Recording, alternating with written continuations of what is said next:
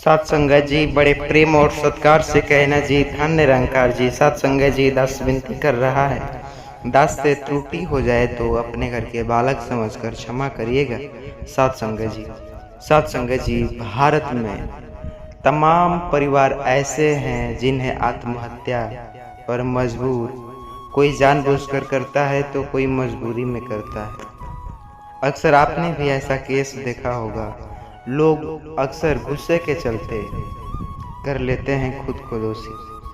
आज के ज़माने में हम ऐसे सवाल का जवाब खोज रहे हैं जिन्हें हजारों साल से इंसान को बेचैन कर रखा है। जो आत्महत्या करता है उसकी आत्मा का क्या होता है?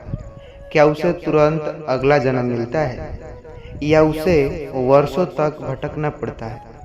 क्या आत्महत्या करने से सारी मुश्किलें खत्म हो जाती हैं या असली में और भी मुश्किलें बढ़ जाती हैं? असली मुश्किलें तो तब भी शुरू होती हैं। यही सवालों का जवाब अक्सर कोई नहीं देता। हमारे इस YouTube चैनल पर अभी मिल रहा है, तो प्लीज़ इस वीडियो को मित्रों के साथ शेयर ज़रूर करिएगा ताकि हर इंसान की सच्चाई पता चल सके साथ संगत जी, और कुछ सीख सके साथ संगत जी। यह सवाल कोई किताब या अध्याय का नहीं बल्कि जिंदगी और मौत की असली सच्चाई है। और यह कहानी की ओर ले चलूँगा जिसे अंदर जो कि आपकी रूह कपा देगी, क्योंकि यह कहानी सिर्फ एक बालक अरुण की नहीं बल्कि उन सभी की है जो कभी टूटकर यह सोचते हैं कि चलो अब खुद को दोषी कर लेते हैं, अब और नहीं, अब और जीवन में कठिनाई नहीं झेल सकता। लेकिन असली सच्चाई यह है कि अभी तो शुरू हुआ है। जब आत्महत्या करोगे तो और भी ज़्यादा मुश्किलें बढ़ेगी। लेकिन सच्चाई क्या है, आइए कहानी के माध्यम से, अरुण साधारण परिवार से, उसकी कहानी के माध्यम से आप सच को ढूंढ पाएंगे। तो प्लीज़ चैनल पर नए होंगे सब्सक्राइब करिएगा, और विनती कर रहा हूँ इससे दमदार वीडियो आप तक इस YouTube चैनल पर नहीं मिलेगा, क्योंकि यह हर इंसान जो गुस्से में खुद को अपने आत्महत्या करता है सोचता है कि मुश्किलें खत्म हो जाएगी, लेकिन मुश्किलें तो अब शुरू हुई है। कहानी शुरू होता है अरुण साधारण परिवार से। पढ़ाई में ठीक ठाक नौकरी मिली तो शहर में चला गया, और बाहर में देखने से सब कुछ अच्छा था, नौकरी भी, घर, दोस्त, परिवार सब बढ़िया था। लेकिन अंदर ही अंदर अरुण जो था, जो खालीपन में लड़ रहा था, उसकी शादी की टूटने के लेकर, कर्ज का, बड़ा समाज में अपमान में, तो कभी बीवी से भी झगड़े के चक्कर में।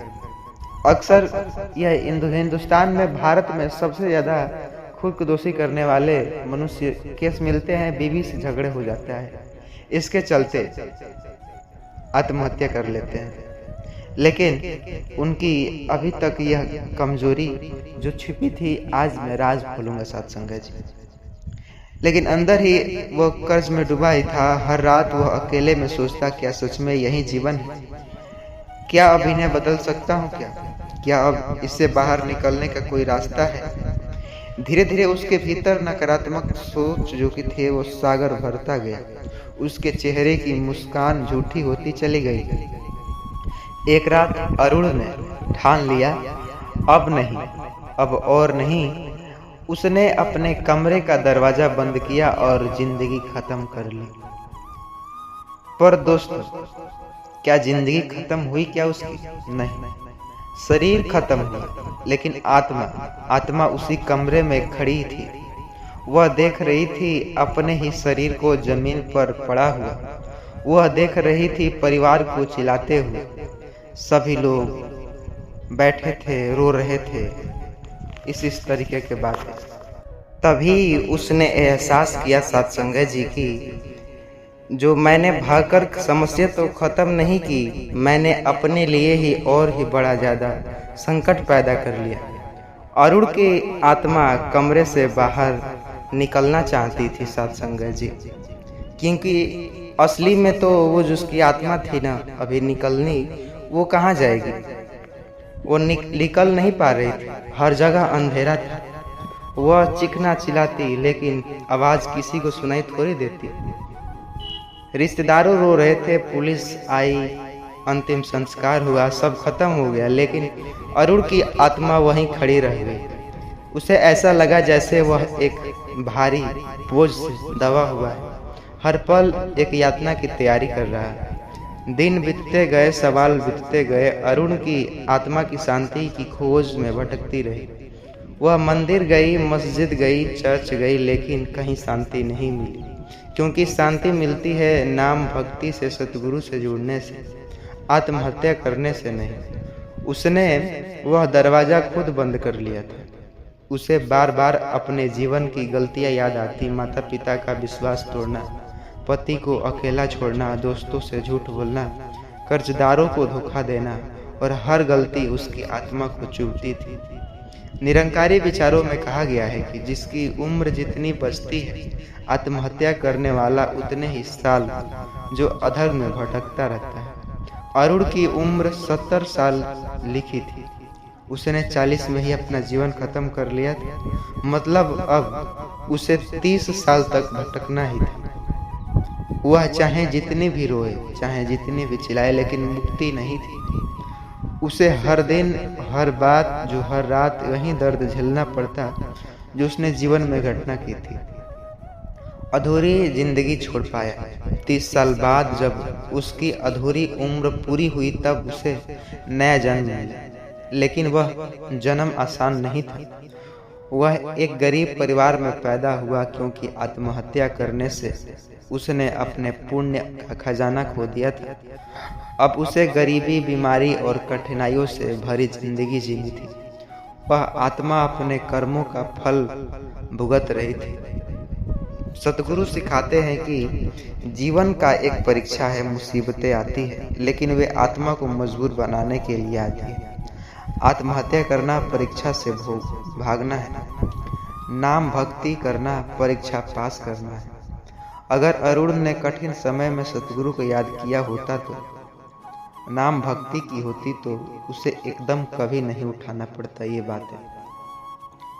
सतगुरु कहते हैं, जीवन चाहे कितनी भी कठिन हो जाए, समाधान आत्महत्या में नहीं बल्कि नाम भक्ति में। अगर कभी आपने सोचा है अपने मन में आत्महत्या का ख्याल, तो याद रखिए, आत्महत्या से समस्या खत्म नहीं होती, वह और बड़ी हो जाती है। आत्म अधर फंस जाता है। अगला जन्म बहुत कष्टदायी होता है।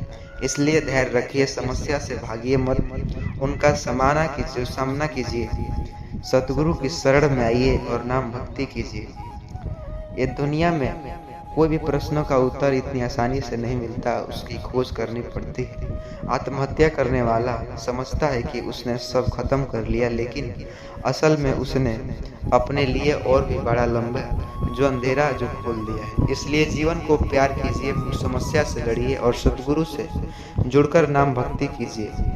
अगर यह कथा आपको झकझोर पाई होगी तो प्लीज़ इस वीडियो को व्हाट्सएप के जरिए उस मित्रों के साथ शेयर ज़रूर करिएगा जिसके घर में झगड़ा होता हो। खुद को दोषी न कर सके सत्संगत जी। किसी की ज़िंदगी बचाना सबसे बड़ा पुण्य का प्राप्ति है सत्संगत जी। हो सकता है आपकी एक शेयर से किसी की ज़िंदगी बचा ले। तो ऐसे निरंकार जानने के लिए चैनल को सब्सक्राइब अवश्य करिएगा। सत्संगत जी प्रेम और सत्कार से कहना जी, धन निरंकार जी। चैनल पर नए होंगे सब्सक्राइब करिएगा और इस वीडियो को शेयर ज़रूर करिएगा। विनती है आपसे सत्संगत जी, और प्यारा सा लाइक और कमेंट में धन निरंकार अवश्य लिखिएगा। सत्संगत जी, अक्सर आपने भी जो निरंकार की ताकत का महसूस किया होगा, कोई ना होने वाला कार्य पल भर में हो जाता है। जिंदगी में सबसे बड़ी ताकत है पैसा, पर शोहरत या रिश्तेदार। अक्सर आपने ये सोचा होगा, लेकिन सबसे ज़्यादा ताकतवर है निरंकारी के ज्ञान। लेकिन आप यकीन नहीं करेंगे, इसलिए आपके लिए एक वीडियो लेकर आए हैं, कहानी के साथ समझाएंगे। सबसे बड़ी ताकत है ज्ञान निरंकारी का, लेकिन यह साधारण ज्ञान नहीं, बल्कि वह ज्ञान जो हमें सच्चाई और भगवान की पहचान कराएगी। यही है निरंकारी ज्ञान। कहते हैं जब इंसान को यह ज्ञान मिल जाता है तो उसकी आंखें में पर्दा हट जाती है। वह समझ जाता है कि सारी दुनिया का मालिक कौन है और उनकी असली शक्ति कहाँ छुपी है। जिस तरह अंधेरे में दीपक जलते हैं सब साफ दिखने लगता है, उसी तरह निरंकारी ज्ञान जीवन का दीपक है। आज की यह कहानी सिर्फ कहानी नहीं रहेगी, बल्कि एक चेतावनी जो हर इंसान को अवश्य सुनने चाहिए। एक रहस्य जो एक सच्चाई आपको भी सोचने पर मजबूर कर देगी। आखिरकार आप कब उठेंगे, कब जागेंगे और कब ज्ञान की ताकत को जिंदगी में उतारेंगे। तो साथ संगत जी, चैनल पर नए होंगे सब्सक्राइब करिएगा। आइए कहानी की ओर आगे बढ़ते हैं। उत्तर प्रदेश के एक छोटे से गांव में रमेश नाम का आदमी रहता था। गरीब था लेकिन मेहनती।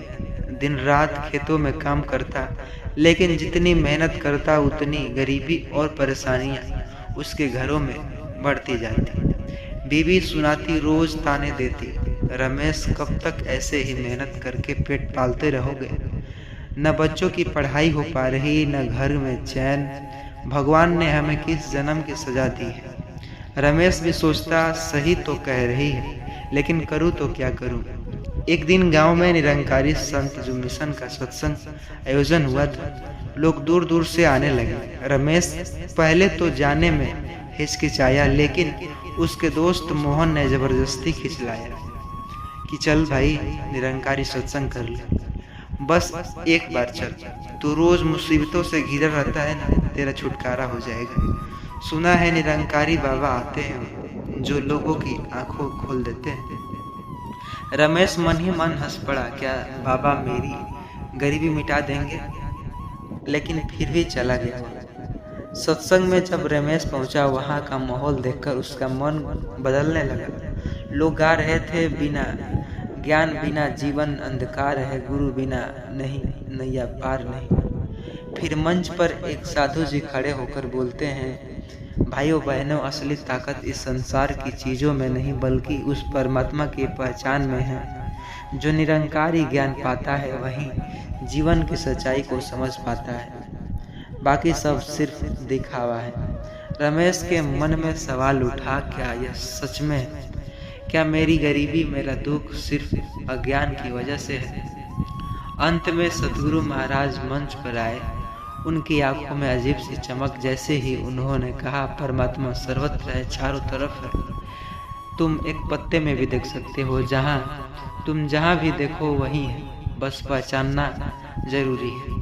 रमेश के भीतर भी कुछ बदल गया। उसे लगा कि जैसे कोई अंधकार हट गया है मुझसे। वह रोते हुए सतगुरु से कहने लगा, महाराज मुझे ज्ञान दीजिए। सतगुरु ने उसे ज्ञान दे दिया। कहा, अब से तेरा डर, तेरा सब दुख, तेरी ताकत खत्म। अब तू जान ले कि मालिक तेरे साथ है। ज्ञान पाते ही रमेश की जिंदगी बदलने लगी। पहले जो रमेश हमेशा निराश रहता, अब वह हिम्मत से खड़ा हो गया। उसने अपने बच्चों को समझाया, हर गरीब जो गरीब नहीं, बेटा हमारे पास सबसे बड़ा धन है, भगवान की पहचान। घर में शांति आने लगी। जहाँ पहले हर रोज लड़ाई झगड़े होते, अब वहाँ भजन गाते और शांति का माहौल बनने लगा। रमेश अब हर हाल में मुस्कुराता, क्योंकि उसे पता था कि मालिक उसके साथ है। धीरे धीरे रमेश का गांव में भी बदलाव होने लगा। लोग पूछते, भाई तेरा चेहरा इतना चमत्कार कैसे हो गया? तुम्हारी किस्मत कैसे चमकी? कहाँ से आई ये चमक? रमेश कहता, अब तो सब निरंकारी की ताकत है, ज्ञान की ताकत। पहले मैं अंधेरे में ही था, अब उजाले में हूँ। पहले मुझे लगता था कि सब कुछ मेहनत और किस्मत पर है, पर अब समझ चुका हूँ कि मालिक ही सब कुछ देता है। गांव के और लोग भी सत्संग में जाने लगे और देखते ही देखते पूरा गांव बदल गया। लेकिन जिंदगी हमेशा आसान नहीं रहती। एक बार गांव में भयंकर सूखा पड़ा, फसलें बर्बाद हो गई, लोग घबराने लगे, अब क्या होगा? लेकिन रमेश शांत रहा। उसने कहा, भाइयों मालिक पर भरोसा रखो, उसने दिया वही देगा, जो डरने की जरूरत नहीं। और सचमुच कुछ ही महीनों में बारिश आई, खेतों में लहलहा उठे सभी खेत। गांव वाले देखकर तो सच में दंग रह गए। सचमुच ये निरंकारी ज्ञान की ताकत बेमिसाल है, जिसने हमें संभाल लिया। रमेश अब अक्सर कहता, भाइयों अगर तुमने ज्ञान नहीं लिया होता तो समझो कि तुम अंधेरे में। जिस तरह बिना बिजली का घर अंधेरे में डूब जाता है, उसी तरह बिना ज्ञान निरंकारी ज्ञान के जीवन अधूरा है। जो लोग हर इंसान को दूर देखना चाहते हैं, वे परेशानियों में जूझ रहे होते हैं, विनाश में डूब जाते हैं। यह उनकी चेतावनी थी सबके लिए। यह कहानी सिर्फ रमेश की नहीं बल्कि उस हर इंसान की जो अपने जीवन में अंधेरे से उजाले की तलाश में है। उसके पास इस वीडियो को ज़रूर शेयर कीजिएगा व्हाट्सएप के जरिए अपने मित्रों दोस्तों के साथ, निरंकारी ज्ञान की ताकत का अंदाजा हो सके। यह अंधकार को मिटा देता है, यह डर को ख़त्म कर देता है, यह इंसान को असली ताकत का एहसास कराता है। अब सवाल ये उठता है कि क्या कब उठेगा? आप कब इस इंसान को अपनाएंगे? और क्या आप भी अंधेरे में रहना चाहते हैं या उजाला की ओर बढ़ना चाहते हैं? कमेंट में ज़रूर अपनी राय दीजिएगा। याद रखिए, निरंकारी ज्ञान वह ताकत है जिसे पाकर इंसान कभी हारता नहीं है। और हाँ, अगर आप चाहते हैं कि ऐसी ही और झकझोर देने वाली कहानी आप सुनते रहें सच्ची घटना के साथ, तो प्लीज़ इस चैनल को सब्सक्राइब ज़रूर करिएगा और इस संदेश को दूसरों तक ज़रूर पहुँचाइएगा। सत्संग जी, विनती है आपसे, सतगुरु की कृपा है आपसे, वीडियो को लाइक और प्यारा सा कमेंट करिएगा। सत्संग जी, इस वीडियो को मित्रों के साथ शेयर ज़रूर करिएगा। सत्संग जी, प्रेम और सत्कार से कहना जी, धन निरंकार जी, दूसरों की भलाई में ही अपनी भलाई देखनी चाहिए। सत्संग जी। सत्संग जी, क्या आपने कभी सुना है कि कुछ पौधे होते हैं जो उन्हें उखाड़ करके फेंक देना चाहिए, क्योंकि ऐसे में हमारे घर की विनाशी का कारण भी बन सकते हैं। सत्संग जी, वो कौन कौन से पेड़ हैं? आपने भी कभी सुना होगा कुछ पौधों को आंगन में न लगाने चाहिए, घर में लक्ष्मी नहीं रुकती। कहते हैं 5 पौधे ऐसे जो गरीब की जो सबसे बड़ी वजह बनते हैं। लोग मानते हैं कि पौधे लक्ष्मी को नाराज कर देते हैं और गरीबी को घर में बांध देते हैं, लेकिन क्या यह सच है या अंधविश्वास जिसके पीछे कोई रहस्य भी छुपा है? क्या ये इसके पीछे बहुत बड़ा राज छुपा है? एक कहानी के माध्यम से आपको सच्चाई समझाएंगे सतगुरु बाबा हरदेव सिंह जी के द्वारा। यह केवल पौधा नहीं बल्कि आपके भीतर की गरीबी की कहानी भी है। तो बने रहिए अंत तक, क्योंकि यह कथा सिर्फ आपकी सोच बल्कि आपका भाग्य को भी बदल सकती है। सत्संग जी, उससे पहले चैनल पर नए होंगे सब्सक्राइब करिएगा और हाँ, इस वीडियो को पूरा सुनिएगा, तभी तो आप यकीन कर पाएंगे। गांव सोनपुर की है कहानी। हरी भरी खेतों में बीज घुसा, मिट्टी की खुशबू से भरा गांव। यही रहता था रामलाल। मेहनती तो था लेकिन गरीब किसान रामलाल दिन भर मेहनत करता, लेकिन घर में हमेशा कर्ज, बीमारी और झगड़े ही रहते। पत्नी गौरी दुखी होकर कहती, हे रामलाल, तू इतना खटता है लेकिन घर में सुख क्यों नहीं मिलता? जैसे किस्मत भी रूठ जाती है तुमसे।